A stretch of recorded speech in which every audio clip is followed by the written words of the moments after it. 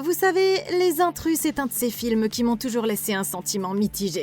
Bon, évidemment, se faire agresser par une bande d'inconnus, ça fait peur. Mais quand on y réfléchit bien, ce ne sont que des gens ordinaires. Et vous savez ce que ça veut dire ? Qu'on peut leur mettre une raclée. Maya a déjà eu affaire à ces tarés auparavant, mais aujourd'hui, ils reviennent pour finir le travail. Alors, si vous étiez piégé dans une petite ville où n'importe qui pourrait être un tueur, que feriez-vous ? Ne vous inquiétez pas, je vais vous expliquer les erreurs commises, ce que vous devriez faire, et comment battre les mystérieux assaillants dans Les Intrus chapitre 2. On commence avec Maya qui arrive à l'hôpital. Vous vous souvenez tous de Maya, n'est-ce pas ? La fille qui était en voyage avec son fiancé Ryan quand ils ont eu des problèmes avec leur caisse et se sont fait attaquer par les intrus. Ryan n'a pas survécu, ce qui fait de Maya la seule survivante. Mais pendant qu'elle raconte son histoire aux flics, le shérif agit de manière super louche, et on dirait qu'il a quelque chose à cacher. Donc, le shérif se rend au resto du coin, et la nouvelle que Maya a survécu commence à se répandre. Mais quelque part dans la salle, les intrus ont tout entendu, et ils décident qu'il est temps de remettre ça. Plus tard dans la nuit, Maya se réveille d'un cauchemar terrifiant, et elle voit un message de sa sœur qui lui dit qu'ils envoient une ambulance privée pour la chercher.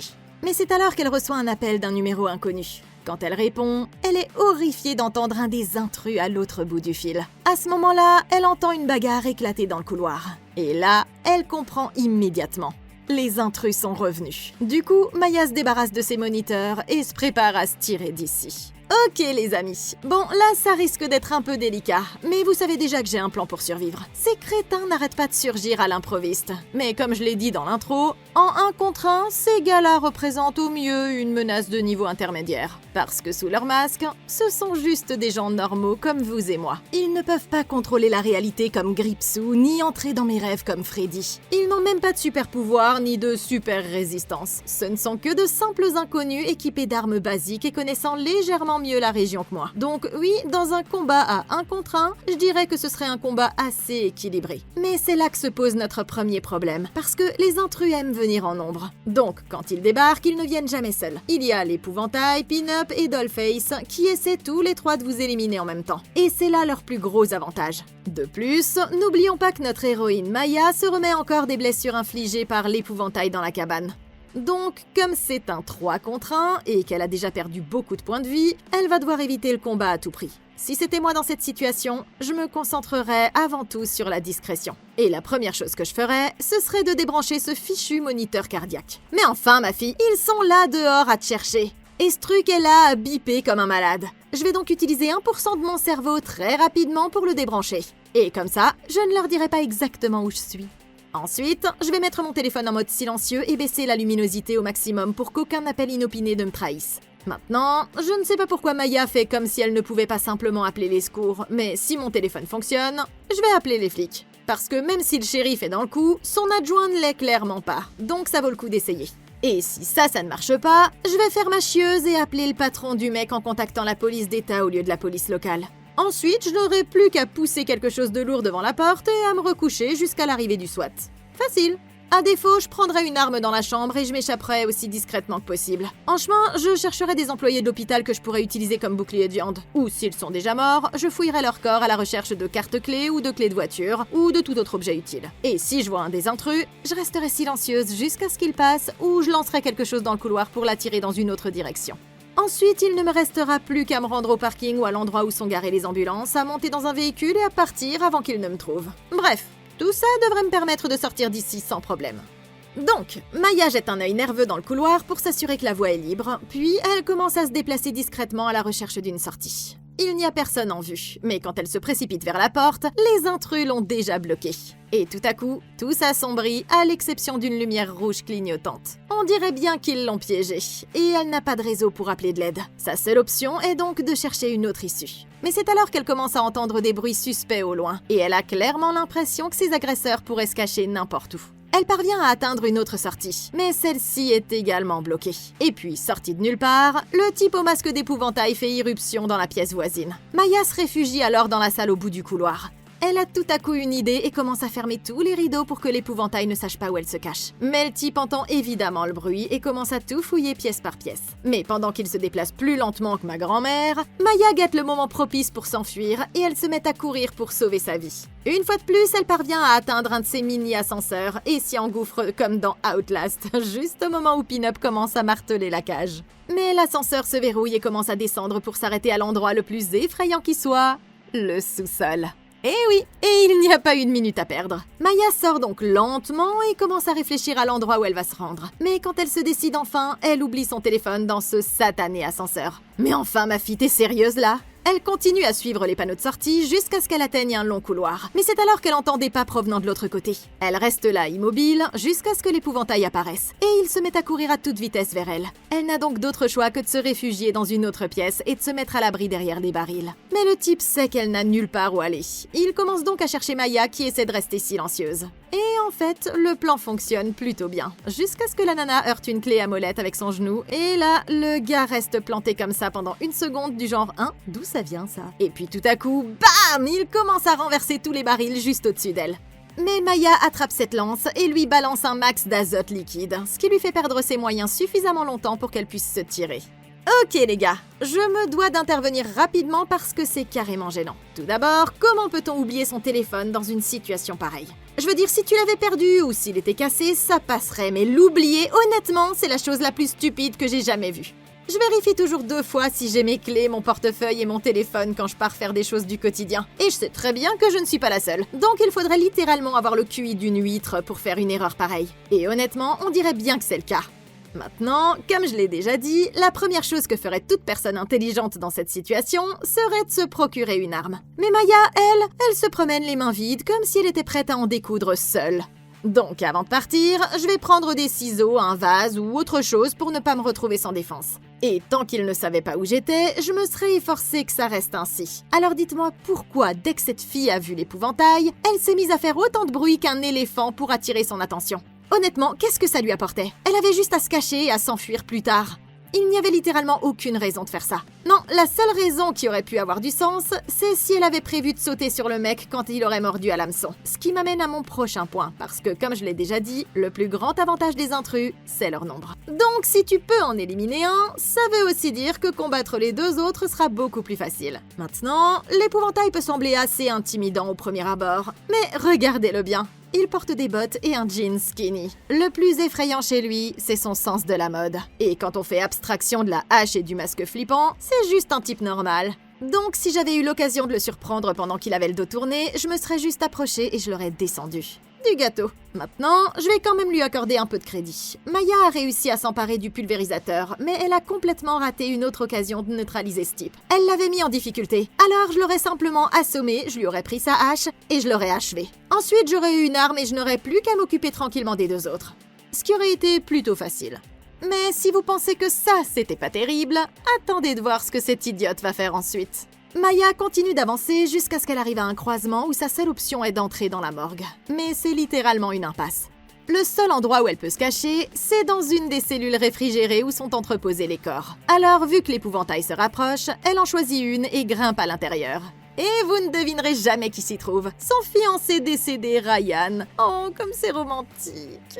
Mais voilà que l'épouvantail entre et commence à fouiller les lieux avec désinvolture. Il ouvre les tiroirs mortuaires un par un, tandis que Maya reste prostrée, sachant pertinemment qu'elle est fichue. Et puis, il finit par arriver à celui dans lequel elle se cache et s'apprête à l'ouvrir. Mais à ce moment précis, un mec débarque au pire moment imaginable et l'épouvantail le descend froidement, sans la moindre hésitation. Ça en fait 1 de moins et il en reste 7.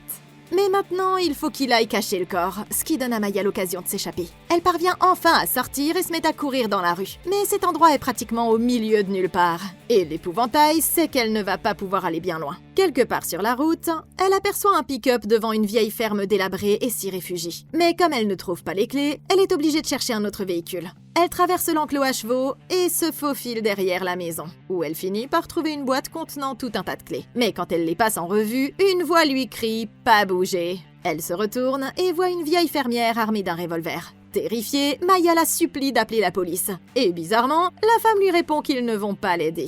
Mais avant qu'elle ait le temps de lui expliquer pourquoi, la vieille dame se prend tout à coup une flèche en pleine poitrine. C'est Pin-Up, arrivé avec une arbalète. Ça en fait donc 2 de moins, et il en reste 6. Maya se précipite sur le revolver, mais elle rate complètement son seul tir. Et maintenant, l'épouvantail fonce sur elle depuis l'autre côté. Elle lâche donc le revolver et se met à courir pour trouver un endroit où se cacher. Elle finit par arriver aux écuries, mais alors qu'elle réfléchit à ce qu'elle va faire, elle entend des pas venir à l'extérieur. Et c'est encore pin-up. Cette fois, elle est armée d'un couteau gigantesque. Mais Maya attend le moment opportun avant de bondir tout à coup avec une fourche et de la lui enfoncer dans la jambe. Ça lui donne une nouvelle chance de s'enfuir. Mais Dollface se rapproche maintenant, et elle se retrouve dans une autre impasse où sa seule option est de se cacher dans les toilettes. Mais à ce moment-là, l'épouvantail arrive et commence à enfoncer la porte à coups de hache façon « Coucou chérie !» Et avant qu'elle n'ait le temps d'ouvrir la fenêtre, il passe la main à travers le trou et commence à tirer Maya en arrière par les cheveux. Mais elle parvient à se libérer et à passer par la fenêtre juste à temps. Et à présent, le mec commence sérieusement à rager qu'elle continue de leur échapper.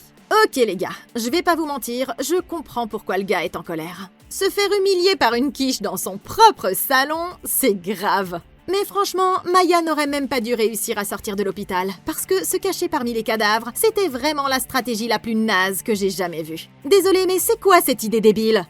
Oh, je sais, je vais me planquer dans une petite boîte en métal où je ne pourrai ni bouger, ni me défendre. Ça devrait marcher. C'était évident que le gars allait comprendre et commencer à fouiller les cellules une par une. Et après, qu'est-ce que j'étais censée faire quand il m'aurait trouvé ? J'aurais été foutue. Alors non. Moi, dès que je serais entrée dans cette pièce, j'aurais simplement verrouillé la porte derrière moi ou poussé quelque chose devant, puis j'aurais pris un objet quelconque sur un de ces chariots, je m'en serais servi pour casser la vitre d'une des portes verrouillées et j'aurais continué à la pousser. Ou alors, je me serais cachée dans un recoin avec une arme, et dès que le type aurait tourné le dos, je l'aurais frappé et je me serais enfuie par où j'étais entrée. Simple et efficace. Maya a juste eu la chance qu'un bouclier de viande inattendue soit entré au pire moment possible. Mais bon, si ça marche après tout. Alors oui, arriver à la ferme était un miracle en soi. Mais gaspiller le revolver, ça, c'est impardonnable. Honnêtement, que demander de plus que d'avoir une PNJ qui débarque avec un revolver ? Mais ensuite, toi tu gâches ton seul tir et tu jettes l'arme par terre ? C'est quoi ce délire ? Et vous voyez, si ça avait été moi, j'aurais été beaucoup plus maline. Parce que contrairement à Maya et sa visée de Stormtroopers, j'aurais gardé ce tir pour une meilleure occasion. Ensuite, je me serais glissée à l'intérieur de la maison, j'aurais placé quelque chose devant la porte, et au lieu de m'enfuir, j'aurais pu rester sur place. Avec mon arme dans les mains, ils auraient eu peur de s'approcher de moi, ce qui m'aurait laissé tout le temps nécessaire pour décrocher le téléphone fixe, appeler des renforts et chercher des munitions et des ressources supplémentaires comme dans Ark Riders. Voilà. Et ensuite, j'aurais pu me poser et attendre que quelqu'un arrive ou récupérer les clés d'un véhicule et prendre la route. Et si un de ces clowns venait à se pointer, je l'aurais simplement pulvérisé avec mon arme et j'aurais pu passer à autre chose. No problemo. Donc oui, une fois que je me serais emparée de cette arme, j'aurais pratiquement gagné la partie. Maya continue donc d'avancer jusqu'à ce qu'elle aperçoive 2 phares qui s'approchent sur la route. Elle pense que c'est peut-être sa chance de s'échapper et se jette sur la route au moment où il passe. Il s'agit de l'infirmière Danica de l'hôpital et de son amie Chris.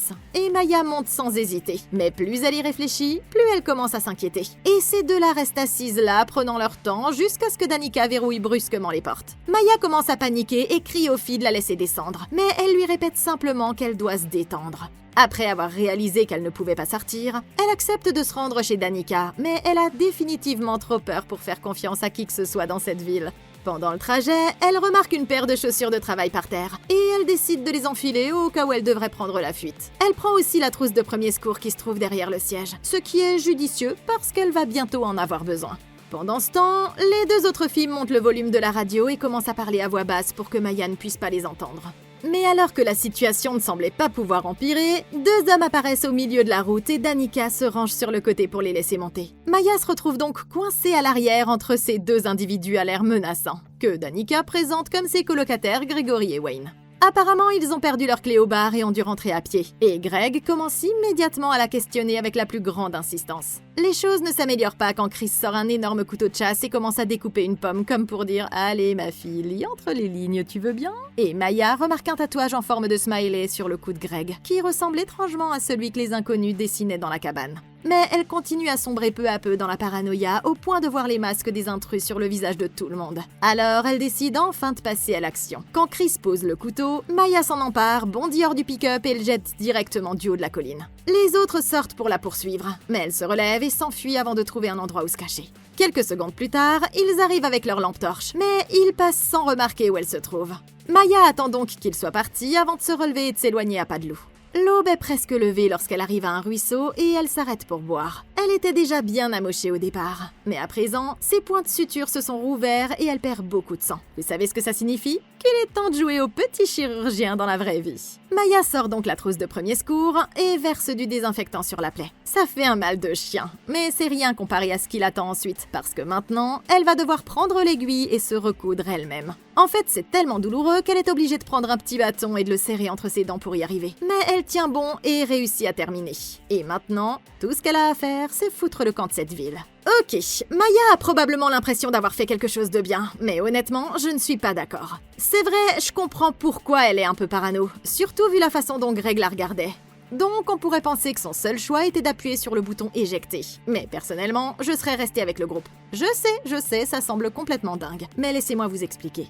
Même si les intrus n'ont pas de pouvoirs spéciaux, ils ont une chose qui les rend différents. Comme Maya n'a jamais vu leur visage, elle n'a aucune idée de ce à quoi ils ressemblent vraiment. Ce qui signifie qu'ils pourraient être n'importe qui dans cette ville, pas vrai? Mais attendez, parce que c'est pas tout à fait vrai. N'oubliez pas que Pin-Up vient de se prendre une fourche dans la jambe, donc ce n'est manifestement pas une de ces deux-là. Bien sûr, elles sont peut-être quand même dans le coup. Ou alors, c'est un scénario à la Ghostface avec plusieurs personnes derrière le même masque. Mais j'ai un moyen facile de le découvrir. Dès que je serai montée dans le véhicule, j'aurais demandé à emprunter un de leurs téléphones pour appeler ma famille. Et ensuite, d'après leur réaction, j'aurais su si elles sont ok ou si je devrais plutôt prendre la fuite. Il reste encore Greg et l'autre type. Mais même si l'ambiance est tendue, je préfère tenter ma chance dans la voiture plutôt que de devoir survivre ici au milieu de nulle part. Ces montagnes, c'est du sérieux, sans blague. Et Maya va probablement finir par se perdre ou se faire dévorer par un puma avant même que les intrus ne la rattrapent. Je choisirais donc de rester dans le pick-up et de retourner à la maison. Mais ne vous méprenez pas, je ne suis pas stupide. Parce que dès que nous serons arrivés chez Danica, j'attendrai environ 5 secondes, puis je prendrai les clés, je remonterai dans le pick-up et je quitterai la ville avant même qu'ils ne comprennent ce qui se passe. Et ensuite, je roulerai tout droit jusqu'à Portland pour retrouver ma famille. Mais pour l'instant, nous avons un problème. Parce qu'elle est coincée ici, sans téléphone et sans aucune idée d'où elle va. Mais j'ai un plan pour ça aussi. En fait, comme je sais exactement où se trouve la route, je vais simplement la suivre en restant cachée dans l'épaisseur des bois, retourner à l'hôpital, récupérer mon téléphone, appeler ma famille pour savoir où diable ils en sont, puis attendre au diner jusqu'à ce qu'ils arrivent. Et comme les intrus ne prendront probablement pas le risque de m'attaquer en plein jour dans leur endroit préféré, je ne devrais pas rencontrer de difficultés. Plus tard dans la journée, Maya arrive dans une clairière où se trouve une vieille voiture abandonnée. Elle pense que c'est un bon endroit pour se reposer et décide de s'y installer et d'allumer un feu. Mais c'est là qu'elle commet sa plus grosse erreur. De leur côté, les intrus continuent à fouiller les bois dans leurs costumes, comme s'ils refusaient catégoriquement de sortir de leur personnage, même s'il n'y a littéralement personne aux alentours. Et ils finissent par trouver un bandage ensanglanté au bord du ruisseau. À ce moment-là, l'épouvantail décide qu'il est temps de libérer la bête. Il s'arrête donc devant un abri au milieu de la forêt et enlève la chaîne qui bloque la porte. Et quand il entre, on entend le grognement d'un énorme cochon dans l'obscurité. Au même moment, Maya est en train de faire son petit feu de camp. Et elle entend un bruit dans les feuillages. Les pas se font de plus en plus forts, et elle regarde partout pour comprendre d'où ils viennent. Et pile au moment où Porcinet arrive, elle contourne un énorme rocher et saute dans la voiture abandonnée. Le cochon se jette contre la porte au point de casser la vitre. Soudain, tout redevient calme. Et Maya entend l'animal tourner en rond autour de la voiture à l'extérieur. Il frappe alors la portière juste à côté d'elle, mais il s'arrête encore une fois. Et Maya repère alors le couteau de chasse posé sur une bûche près du feu. Mais au moment où elle s'apprête à aller le chercher, le cochon recommence à frapper contre la banquette arrière, la forçant à sortir de la voiture. Il enfonce ensuite le coffre et se lance à sa poursuite. Elle n'a pas le temps de s'éloigner beaucoup avant que Cochonen la rattrape. Et il commence à la malmener avec ses défenses.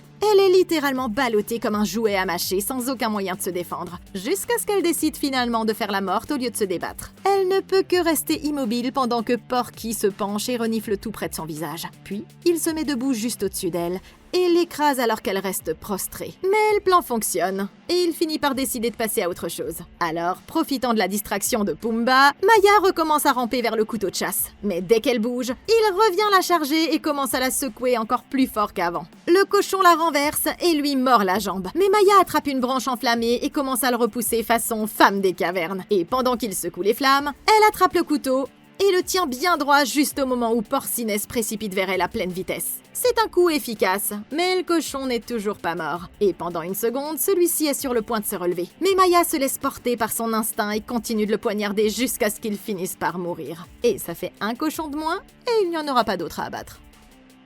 Ok les amis, je vais pas vous mentir, ce cochon démoniaque était plus effrayant que les véritables intrus. Un crétin avec un masque je peux gérer, mais un sanglier sauvage, qu'est-ce que je suis censée faire contre ça? Je me suis renseignée les gars. Et ouais, on parle pas exactement de babe ici. Apparemment ces bestioles peuvent facilement peser plus de 225 kilos. Et leur peau est si épaisse qu'ils peuvent encaisser des balles de petit calibre. Ce qui est franchement injuste. Donc en gros, il me faudrait un bazooka pour en descendre un. Ah, ils peuvent courir à environ 50 km/h, donc tu ne peux pas les semer non plus. Et une fois qu'ils vous auront rattrapé, ils vous mettront en pièces avec leur défense géante. Donc oui, dans un combat à 1 contre 1, je serais cuite comme une tranche de bacon. Ou du moins, c'est ce que je pensais. Mais ensuite, je me suis souvenu que cette créature est un animal sauvage. Donc même si elle pourrait me détruire dans un combat loyal, j'ai un atout spécial dans ma manche. La stratégie. Et donc, voici ce que je ferais. Bon, dès le départ, Maya a fait une grosse erreur quand elle a décidé d'allumer un feu. Mais c'était vraiment stupide pour 2 raisons. Premièrement, vous êtes immobile. Et deuxièmement, ils vont remarquer notre présence à des kilomètres. Donc oui, je continuerai simplement à avancer sans rien faire qui puisse attirer l'attention sur moi jusqu'à ce que je sois sûre d'être en sécurité. Et dans ce cas, je ne me retrouverai pas dans cette situation. Mais bon, admettons que j'ai été assez stupide pour allumer un feu. Même là, je ne quitterai pas le couteau des yeux, parce que c'est ma seule arme pour me défendre si ces monstres se pointent. Alors, croyez-moi, je vais le garder avec moi à tout instant. Je dois rester à l'affût pour être prête à réagir dès que j'entendrai cette chose arriver. Maya continue sans cesse de faire la même chose. Elle entend quelqu'un arriver, puis il lui faut 3 à 5 jours avant de se mettre à courir. Mais moi, j'aurai clairement pas ce problème. Dès que je remarquerai que le gros lard arrive, j'attraperai le couteau et une branche enflammée, puis je me précipiterai vers ces rochers où je pourrai grimper et utiliser les espaces étroits pour le piéger. Et à partir de là, le combattre devrait être beaucoup plus facile. Et j'espère que je pourrai survivre à la bataille sans me faire piétiner. Après avoir tué le cochon, Maya se relève et reprend la route. Mais Pin-Up arrive sur les lieux quelques minutes plus tard, et elle sait que la jeune fille ne peut pas être allée très loin. Pendant ce temps, en ville, l'adjoint commence à faire pression sur le shérif au sujet de l'affaire. Maya est toujours introuvable, et il veut faire appel aux fédéraux. Mais le shérif répond que ça ouvrirait une enquête sur tout ce qu'ils ont fait jusqu'à présent. Et comme l'adjoint a lui-même quelques sombres secrets, il décide de laisser tomber. Maya, toujours en train de boiter avec sa jambe blessée, arrive maintenant devant une cabane qui lui est familière. Et oui, vous avez bien deviné, c'est la cabane où elle et Ryan ont été agressés par les intrus. Il semble donc que nous soyons à présent de retour sur les lieux du crime. Même si ce retour est traumatisant, cet endroit pourrait contenir des ressources. Maya décide donc d'entrer. Et en effet, le sang de son fiancé recouvre toujours le sol. Et cette vue lui rappelle le moment tragique où elle l'a vu se faire massacrer.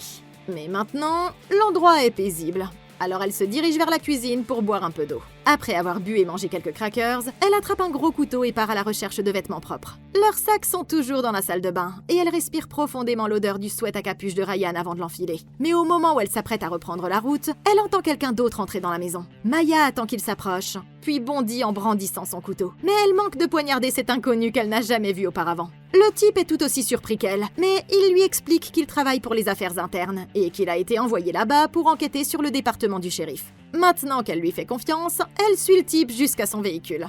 Mais quand elle semble enfin sauvée, le gars reçoit une flèche en plein dans le crâne. Ça en fait 3 de moins, et il en reste 5. Maya est sous le choc. Elle lève les yeux et voit les intrus se rapprocher. Elle saute donc sur le siège conducteur et tente de s'enfuir. Mais Pin-Up tire une autre flèche directement dans le moteur alors qu'elle s'éloigne. Et elle n'a pas le temps d'aller loin que le pick-up tombe complètement en panne. Elle n'a d'autre choix que de s'arrêter devant une cabane chic un peu plus loin sur la route. Mais lorsqu'elle court vers la porte en criant à l'aide, qui d'autre que Wayne, le type de la veille, lui répond. Et Maya s'évanouit tout à coup avant de pouvoir s'enfuir. Ok, super mission de sauvetage, monsieur le détective. Je crois qu'ils embauchent vraiment n'importe qui ces temps-ci, non? C'est mauvais signe quand vous êtes en ville depuis 5 minutes et que vous vous faites tirer dessus avec une arbalète. Et comme d'habitude, notre Maya a laissé faire. Vous savez déjà ce que je vais dire parce que ces 2 idiots ont merdé. Évidemment, si ces 2-là n'étaient pas aussi stupides, le film aurait pu se terminer ici. Ici même, à cette seconde précise. Dès que Maya a réalisé que ce type était un détective, tout ce qu'elle avait à faire était de dire « Hé, juste pour que tu le saches, il y a 3 psychopathes masqués qui essaient de me descendre maintenant. » Et il aurait répondu « Merci de m'avoir prévenu. » Puis, il aurait sorti son arme et quand les monstres se seraient montrés, bim, il aurait pu les descendre. Mais non, ne parlons surtout pas de la bande de psychopathes qui pourrait débarquer à tout moment. Après tout, pourquoi ce type aurait-il besoin de savoir quoi que ce soit à ce sujet, n'est-ce pas? Mais pour être tout à fait honnête, ce type aurait probablement dû être un peu plus attentif à ce qui se passait autour de lui. Il t'envoie dans cette ville où 3 tueurs courent partout, assassinant des gens en plein jour. Tu dois donc être hyper vigilant, mon gars. Tu ne peux pas te faire surprendre dès que t'arrives. Et tu sais ce qui est le plus fou? Même après tout ça, Elle s'est retrouvée chez Danica. Donc en gros, on aurait pu éviter de sauter dans des voitures, de se battre contre des sangliers et tout ça, et simplement venir ici hier soir. Donc oui, je pense qu'on peut dire sans se tromper que ces deux-là ont vraiment merdé. Quand Maya se réveille, elle est surprise de se retrouver dans la chambre d'une personne inconnue. Maintenant, elle est évidemment très effrayée. Et alors qu'elle cherche des vêtements, elle remarque dans un des tiroirs l'étui d'un autre couteau géant. Mais quand elle se regarde dans le miroir, elle se rend compte que la personne qui l'a enlevé a nettoyé et recousu toutes ses blessures. Alors peut-être que cette personne est gentille après tout. Mais Maya n'est pas prête à baisser sa garde aussi facilement. Elle se faufile dans la maison jusqu'à ce qu'elle tombe sur Grégory. Et oh non, pas encore ce type. Et il est là, en train de boire directement à la bouteille. Bon, vous savez déjà que mon pote est prêt à faire des siennes. Il remarque que Maya regarde à nouveau son tatouage et lui explique que beaucoup de gens en ville ont le même. Apparemment, ils l'ont fait lors d'une sorte de voyage organisé par l'église. Ouais, c'est ça, mon pote. Et oui, il commence à devenir vraiment trop effrayant dès le départ. Alors Maya lui répond littéralement « Cool », alors qu'il se tient à 2 cm de son visage. Et quand elle essaie de passer, il se met devant elle et ne la laisse pas passer. Heureusement, Danica et les autres arrivent avant que les choses n'aillent trop loin. Et Copain s'enfuit pour aller écouter du rock à fond dans sa chambre. D'accord mec, si t'es un ringard, avoue-le. Ils expliquent qu'il est juste bizarre et qu'il ne veut généralement pas faire de mal. Apparemment c'est une sorte de gosse de riche local ou quelque chose comme ça. Vous voyez le genre. Mais non, Maya ne leur fait toujours pas confiance. Et c'est quand Danica sort le téléphone de Maya et le lui rend en disant qu'elle l'a trouvé à l'hôpital que Maya se rend compte qu'elle est peut-être de son côté. Au même moment, l'ambulance qui doit venir la chercher s'arrête pour faire le plein à la seule station-service de la ville. Il semble qu'il faille payer à l'intérieur. Un ambulancier part donc à la recherche du propriétaire. Mais il est surpris quand le type surgit de sous un véhicule. Il commence à lui demander son chemin vers la cabane. Mais quand le type apprend où il va, il se met à agir de manière suspecte et refuse de répondre à la question. Ce type n'a manifestement pas l'intention de l'aider et semble envisager discrètement de le frapper avec le démon de pneu. Le secouriste laisse donc tomber et décide de partir avant que les choses ne dégénèrent.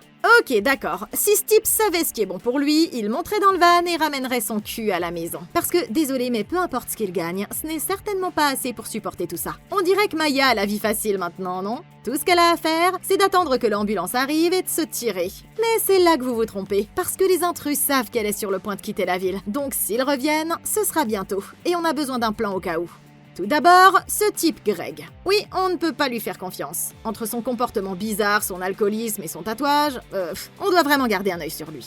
Mais s'occuper de lui est en fait facile, parce que maintenant on sait que Danica est ok, sinon elle n'aurait pas soigné Maya. Je vais donc aller la voir et lui dire « Salut Danica, ton pote Greg me fait flipper » et je lui demanderai de s'assurer qu'il reste loin de moi. Ensuite, je resterai près de Danica jusqu'à l'arrivée de l'ambulance, et ça devrait régler le problème. Mais on doit aussi s'assurer d'avoir un plan de secours au cas où les choses tourneraient mal. Donc, pour commencer, je vais me procurer une arme, juste au cas où. J'attendrai aussi le bon moment pour piquer les clés de la voiture de quelqu'un, et dans le pire des cas, je sauterai dans la caisse et je m'enfuirai avant que quoi que ce soit n'arrive.